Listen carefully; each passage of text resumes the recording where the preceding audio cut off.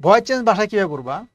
Voice change হচ্ছে যেমন হচ্ছে who will help you, passive form কি হবে? 18তমতে আসছে। ভয়েস চেঞ্জ কিন্তু বিশেষ পরীক্ষায় থাকে, একটা থাকে কোনো দুটো থাকে বিশেষ পরীক্ষায়, অন্যান্য পরীক্ষাতে থাকে।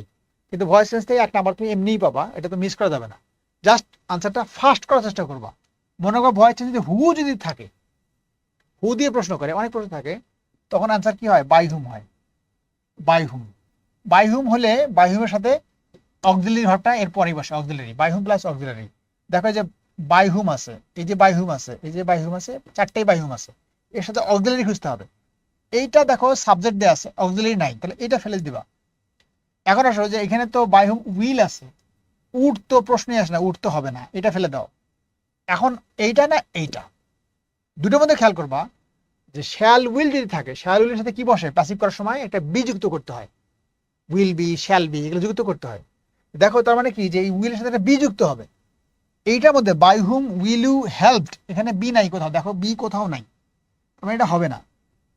এই তিনটাই গোল্লা।